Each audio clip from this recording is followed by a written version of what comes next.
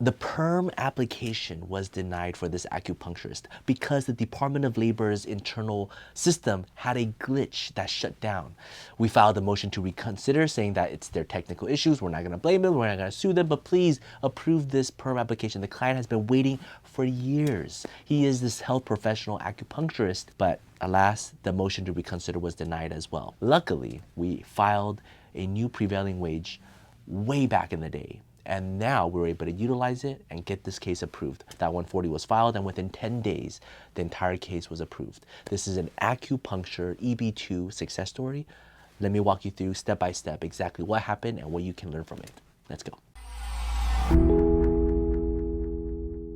Hi everyone, my name is Joseph. I'm the managing partner here at Tsang and Associates, where we solve legal problems with creative solutions. So the legal problem in this case is that the client, who is on an H-1B visa as an acupuncturist here in the US, wants to get a green card through the employer. He's a good acupuncturist, he works really hard, he has a master's degree, so we prepared the EB-2 application. We filed it back in 2021. Everything was going very, very smoothly. The wage determination, the labor certification, the advertisement, there just wasn't that many acupuncturists that was applying for the job. So he was able to get it. We filed the certification. There was an audit, and we responded to the audit, but the Department of Labor had a major glitch back in April 2021, I believe. The entire system was shut down. We couldn't upload what we needed to upload. And then the case was denied. What do? You could start all over again, or you could file a motion to reconsider for the Department of Labor to recognize the glitch that they had internally and then to approve the case. We've done it before, so that's what we did.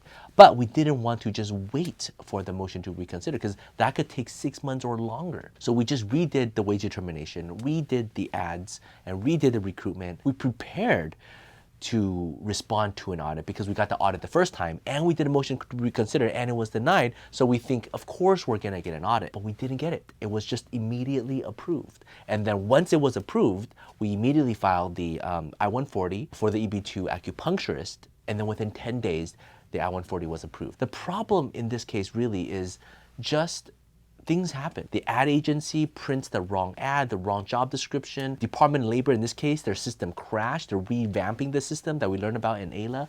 And so you couldn't upload certain documents, so the audit was denied. But you can't lose heart and you need to keep on pressing on. And you need to have a plan A and a plan B, right? And a plan C. I think that's the biggest difference between doing it by yourself versus doing it with a team. When you're doing things with a team, you have a lot more manpower and you could do backups. You know, when you're by yourself and you're doing it for the company, or a lot of times companies just have the employee do everything, which is illegal, by the way, but have the HR department do it, and it's just so much work and such a long period. And if you have one mess up, it delays everything by a few years. If you file a labor certification and then there's an audit and you withdraw, you're blacklisted. Like, you are not permitted to file again without being audited again. So anytime somebody's been audited once, it's almost guaranteed that you'll be audited. It doesn't matter if you change to different firms. It's not the firm, it's not the lawyers that are doing it. It's your own company that's been blacklisted. And that's why there's the whole audit situation. So we were extremely surprised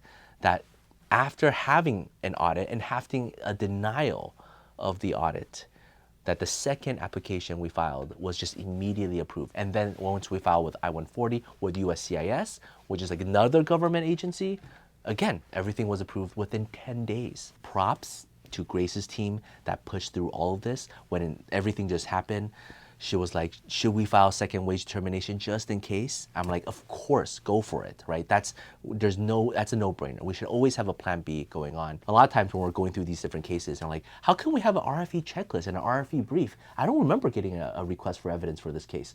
And the answer is, yeah, we didn't. But after we filed the case, we just assume the government's going to challenge it, and so we can start preparing first. And so that's what we did for this case. We filed the backup and it worked, right? And so many times, we don't end up using what the extra brief or the extra checklist that we prepared. But we just sleep so much better knowing something is already prepared there and there is already a plan B, even a plan C for the plan B. If you have any questions about EB-2 or EB-3, PERM applications, labor certifications, feel free to reach out. This is much more than just a good argument, a good story. there's so much organization, so many agencies involved, and it's easy to feel overwhelmed. And it's easy to be impatient because the process takes years. Nothing feels so long, right? You can make a baby in 9 months. How can it take so, like half a decade or longer to get a green card? But in this case, it is. And some things can go wrong. And so you definitely want to have good backups in place. If you have any questions, feel free to reach out. Take care. Bye-bye.